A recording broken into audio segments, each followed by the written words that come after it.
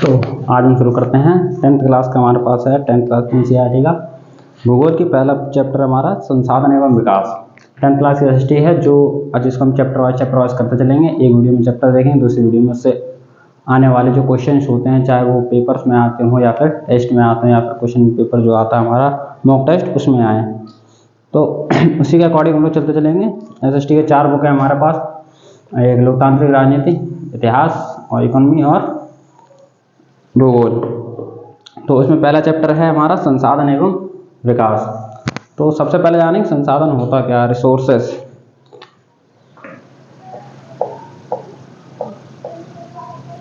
समझने वाले चीज के संसाधन क्या होता है। सबसे पहले तो संसाधन को जानो। संसाधन की सीधी सी एक परिभाषा है जिसको हम लोग जानते हैं कि मनुष्य के जीवन में या मनुष्य की आवश्यकताओं को पूर्ति करने वाली हर वो चीज़ जिसका मनुष्य अपनी आवश्यकताओं को पूर्ति करने के इस्तेमाल करता है वो सारी क्या हैं, संसाधन हैं। यानी कि हमारे प्रकृति में विद्यमान जो भी वस्तुएं हैं, जो भी चीज़ें हैं जिसका मनुष्य अपनी आवश्यकताओं के अनुसार इस्तेमाल करता हो, जो उसकी ज़रूरत है उसको पूरी करने के लिए उसको इस्तेमाल करता है, वो सारी चीज़ें क्या होती हैं, संसाधन कहलाती हैं। तो इसको अलग अलग आधारों पर बांट भी सकते हैं। तो हम लोग जानते हैं कि देखो जो भी चीज़ें हैं प्रकृति से हमें मिलती हैं, पेड़ पौधे हों उससे हमने फर्नीचर बना लिया, लकड़ी बना ली, तो ये हमें प्रकृति से मिल रहे हैं। और भी जो चीज़ें हैं, जितनी भी चीज़ें हमें प्रकृति से मिलती हैं उसको हम लोग चाहे डायरेक्ट प्रकृति से इस्तेमाल करें या फिर उसको अपने अनुकूल उसका परिवर्तन कर लें या उसको चेंज करके फिर हम लोग इस्तेमाल करें। यानी किसी भी तरीके से उसका मनुष्य अगर इस्तेमाल करता है तो वो क्या है, प्राकृतिक संसाधन कहलाता है। यानी कि प्रकृति से मिल रहा है तो प्राकृतिक संसाधन, मनुष्य ने अपने आवश्यकताओं के लिए अपने अकॉर्डिंग उसको चेंज कर दिया तो मानव निर्मित संसाधन है। यानी कि जो भी चीज़ें हैं, लकड़ी है, पेन है, बेंच है, टेबल है, बेड है, या फिर जीवाश्म ईंधन है, या फिर हम कह सकते हैं कि पेट्रोल है, खनिज है, ये सारी चीज़ें क्या हैं, संसाधन की गिनती में ही आते हैं। क्योंकि कहीं ना कहीं हम लोग इसको हमेशा अपनी आवश्यकताओं की पूर्ति के लिए करते हैं।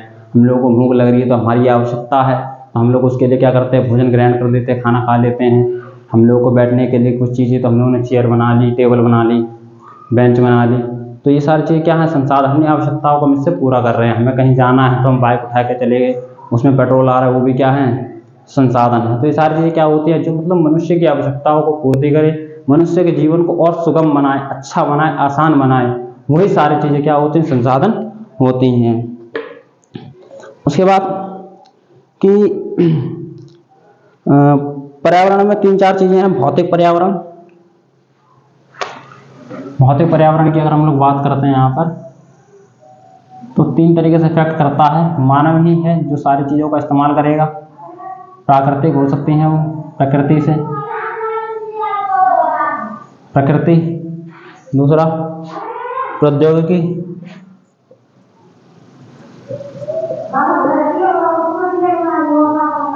उसके बाद संस्थाएं,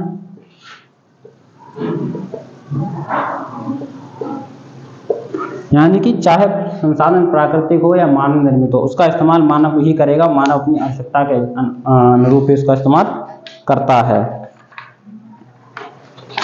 तो आगे चलते हैं इसमें कि इसका आप वर्गीकरण किस आधार पर कर सकते हैं। यानी कि अगर हम संसाधनों की बात करें, संसाधन हमने देख लिया कि जो भी प्रकृति से मिल रहा है, मानवों ने बनाया, जो भी चीज़ें हैं वो सारी चीज़ें क्या हैं, संसाधन है। अब संसाधनों का वर्गीकरण किस आधार पर कर सकते हैं, तो संसाधनों का वर्गीकरण 4 आधार पर किया जा सकता है। सबसे पहले जो है उत्पत्ति के आधार पर, उत्पत्ति के आधार पर, आधार पर 2 भागों में बांट सकते हैं इसको, जैव और अजैव। तो हम बात करते हैं जैव या अजैव संसाधन की, यानी कि जब हम उत्पत्ति की बात करते हैं तो जितने भी संसाधन हैं जिसके अंदर जीवन है या जो सजीव चीज़ें हैं, जैसे मनुष्य हो गया, पेड़ पौधे हो गए, सूक्ष्म जीव हो गए, पशु पक्षी हो गए, तो ये भी संसाधन हैं। और ये सारे संसाधन कैसे हुए, ये जैव संसाधन हुए, यानी जिनके अंदर जीवन है, जो सजीव है, जो सांस ले सकते हैं, वो सारे संसाधन जैव संसाधन कहलाते हैं। अजैव संसाधन वही निर्जीव वस्तुएं जिनके अंदर जीवन नहीं है, चट्टानें हो गई, भूमि हो गई, लकड़ी हो गई, ये सारी चीज़ें क्या हैं, अजैव संसाधन जिसके अंदर जीवन नहीं है। उसके बाद चलते हैं स्वामित्व के आधार पर, स्वामित्व के आधार पर स्वामित्व के आधार पर व्यक्तिगत, सामूहिक, सामुदायिक, राष्ट्रीय और अंतर्राष्ट्रीय। व्यक्तिगत, सामुदायिक, राष्ट्रीय, अंतर्राष्ट्रीय।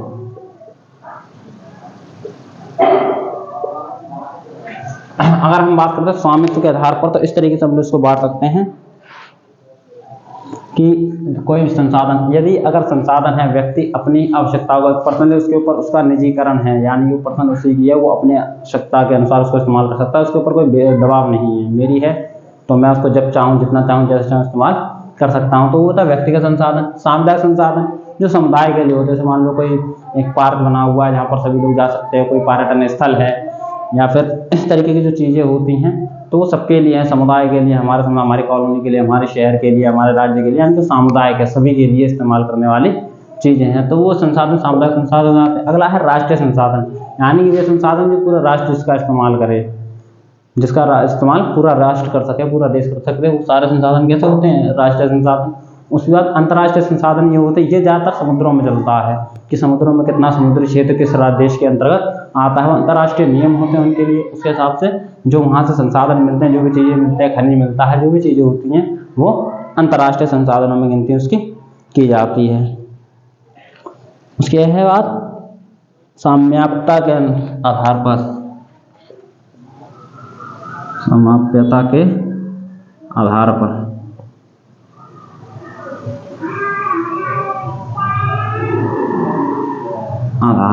इसमें दो पार्ट हैं, नवीकरण और अनवीकरण। नवीकरण योग्य और अनवीकरण योग्य।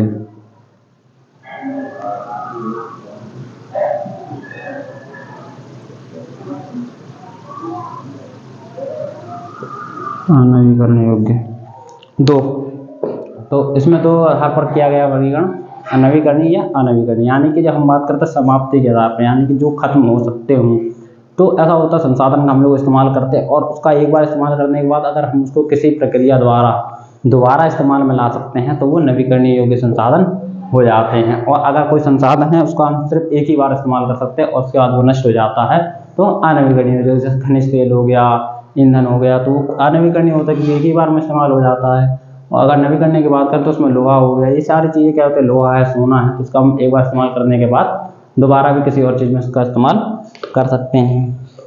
अगला है विकास के स्तर के आधार पर। विकास के स्तर के आधार पर,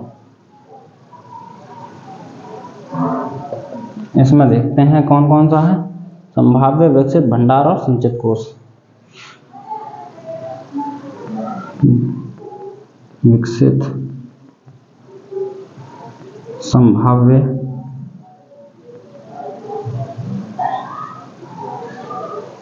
भंडार और संचित कोष। संचित कोष, इस आधार पर हम लोग करते हैं इसको। तो इसमें क्या होता है, जैसे अगर हम बात करते हैं कि विकसित, जो संसाधन वर्तमान में जिनका सबका इस्तेमाल हो रहा है, यानी कि अगर हम बात करें आज के समय पर जिन भी संसाधनों का हम लोग इस्तेमाल करते हैं, वो सारे संसाधन कैसे हैं, विकसित संसाधन हैं। संभाव्य संसाधन जिसकी हम बात करते हैं, जिसको हम आने वाली पीढ़ी के, आने वाली समय में हम उसका इस्तेमाल कर सकते हैं, जिसकी हमारे पास संभावनाएं हैं कि हाँ ये इस्तेमाल हम आगे कर लेंगे, तो वो संभाव्य संसाधन में आता है। भंडार, जिनका हम लोगों ने भंडार करके आने वाली पीढ़ी के लिए रख रखा है, संचित कोष कर रखा है, जिनको हमने आने वाली पीढ़ी के लिए बचा रखा है, वो सारे संसाधन क्या होते हैं, संचित या भंडार में उसको रखा जाता है। अगला हेडिंग है संसाधनों का विकास।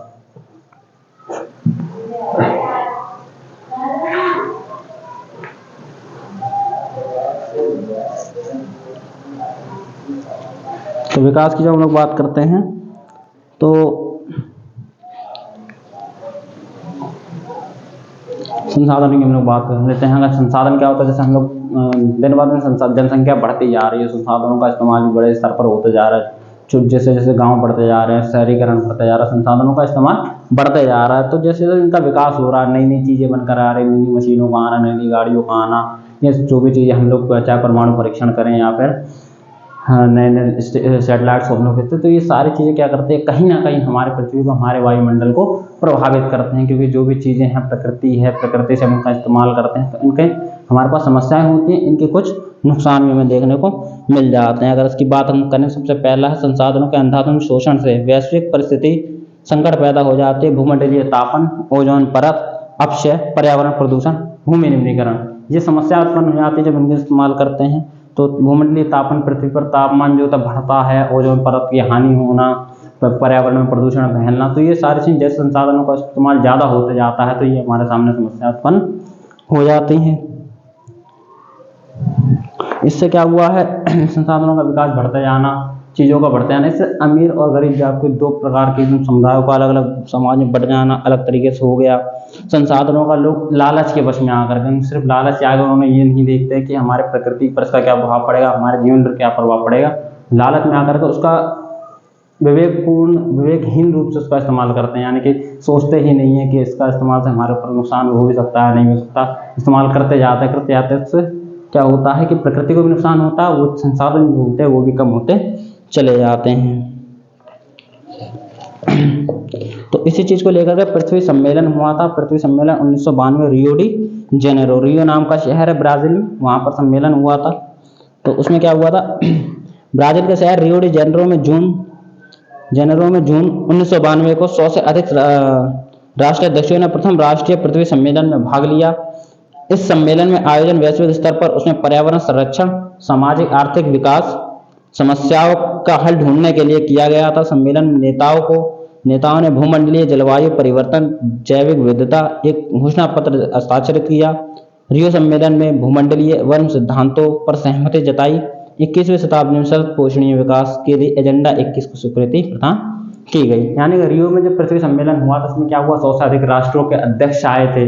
यहाँ पर सम्मेलन हुआ, इन्होंने देखा संसाधनों को किस तरीके से बचाना है, हमारे पर्यावरण को किस तरीके से बचाना है, तो इस चीज़ों को, जैव विविधता को किस तरीके से बनाए रखना है, इन सभी चीज़ों को सोचते हुए इनके ऊपर एक घोषणा पत्र जारी किया था और उस पर हस्ताक्षर किए थे और एजेंडा 21 यहाँ पर लाया था। एजेंडा 21 को और देख लेते हैं। ब्राज़ील 1992 शहर रियो डी जेनेरो में संयुक्त राष्ट्र पर्यावरण विकास सम्मेलन ने तत्वाधान राष्ट्रीय अध्यक्षों द्वारा एजेंडा 21 स्वीकृत कर लिया गया। एजेंडा 21 का उद्देश्य भूमंडलीय सतत पोषणीय विकास हासिल करना था। यह एक कार्यसूची जिसका उद्देश्य समान सहयोग, पर्यावरण क्षति, गरीबी, रोगों निपटाना। एजेंडा 21 मुख्य उद्देश्य स्थानीय निकाय स्थानीय एजेंडा 2021 तैयार किया गया। सतत पोषणीय विकास को ध्यान में रखा। सतत पोषणीय विकास का मतलब क्या होता है, इसको देख लेते हैं। इंपॉर्टेंट है, पेपर में भी आता है और पूछा भी जाता है। सतत पोषणीय विकास, कमाल की बात तो ये है कि इस बार के पीसीएस 2023 में सतत पोषणीय विकास से 2 क्वेश्चन आए हुए थे, तो इसको देख लो। सतत पोषणीय विकास होता क्या? सतत पोषणीय विकास का मतलब होता है कि वर्तमान में जो भी संसाधन हैं उसका हमें इस तरीके से इस्तेमाल करना है कि हम भी उसका इस्तेमाल कर सके और आने वाली पीढ़ी भी उसका इस्तेमाल कर सके, और इससे कम इस तरीके से इस्तेमाल करना है जिससे पर्यावरण को ज़्यादा हानि ना हो, पर्यावरण को भी हम लोग बचाते चले और भविष्य की आने वाली पीढ़ी के लिए भी इसको बचा करके रख सके। यही था एजेंडा 21 में भी यही चीज़ की गई थी। अगला है संसाधन नियोजन क्या होता है।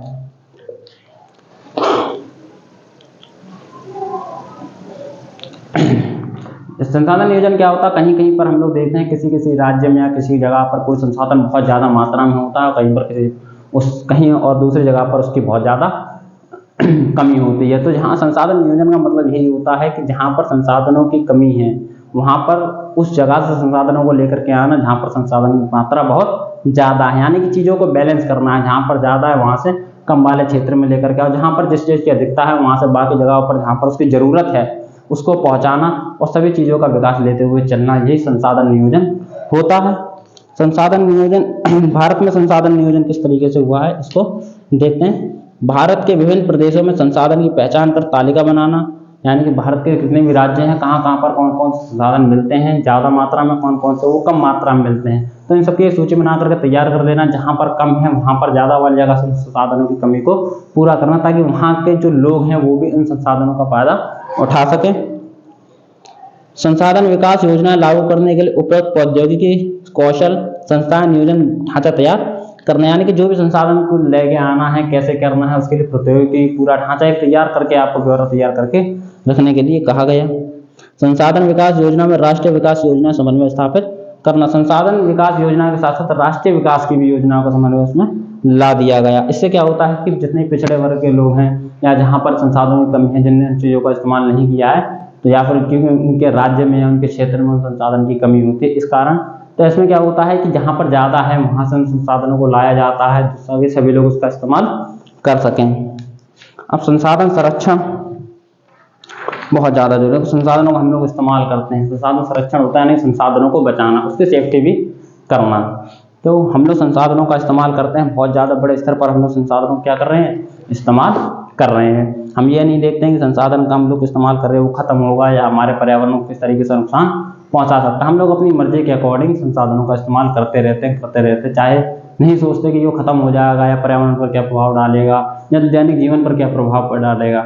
तो संसाधन संरक्षण में क्या होता है, जैसे हमारे पास जो भी संसाधन है, चाहे पेट्रोलियम हो, खनिज ईंधन हो, खनिज हो या फिर पानी हो, जो भी चीज़ें हमारे पास वर्तमान में मौजूद है, उन सभी चीज़ों को, पेड़ पौधे हैं, सभी चीज़ों को इस तरीके से इस्तेमाल करना कि हम लोग इस्तेमाल करते रहें और पर्यावरण भी हमारा बचा रहे। उसका जितनी ज़रूरत है उस ज़रूरत के हिसाब से इस्तेमाल करना ही पर्यावरण संरक्षण कहलाता है। तो इसमें हम लोग भी आप बता सकते हैं किस तरीके से पर्यावरण संरक्षण हम लोग कर सकते हैं। पानी हमें किस तरीके से वेस्ट नहीं करना चाहिए, पेड़ पौधों को लगाना चाहिए, उन्हें काटना कम चाहिए, सूखे ही पेड़ों को काटा, हरे पेड़ों को काटना नहीं चाहिए, ज़्यादा से ज़्यादा पेड़ों को लगाया जाए। ठीक है, पेट्रोल डीजल का ज़्यादा से कम इस्तेमाल किया जाए, क्योंकि एक तो वो कम होते जा रहे हैं, भविष्य में इस्तेमाल नहीं होंगे और पर्यावरण को भी बहुत ज़्यादा प्रभावित करते हैं। जैसे क्लोरोफ्लोरोकार्बन है, कार्बन मोनोऑक्साइड है, तो ये जब जहरीली गैस है जो ओजोन को, हमारे जीवन को प्रभावित करते हैं, इनका कम से कम इस्तेमाल किया जाए। जैसे रेफ्रिजरेटर है, एसी है, इससे क्लोरोफ्लोरोकार्बन निकलता है जो ओजोन को प्रभावित करता है। कार्बन मोनोऑक्साइड गाड़ियों से निकलता है, ये हमारे दैनिक जीवन में बहुत ज़्यादा प्रभाव डालता है, ग्रीन हाउस गैसों को प्रभावित करता है। तो ये सारी चीज़ें वो जो होती हैं, जो इन सभी चीज़ों का इस्तेमाल देखते हुए इस तरीके से इन चीज़ों का इस्तेमाल करना, ताकि हम भी इस्तेमाल करें, हमारी आने वाली पीढ़ी भी इस्तेमाल करें, ये बच्चे भी रहें और पर्यावरण को भी कम नुकसान हो। इसी तरीके से संसाधनों का संरक्षण किया जाता है। बाकी आगे भूमि संसाधन और कुछ क्वेश्चन जो रह जाएंगे वो नेक्स्ट वीडियो में।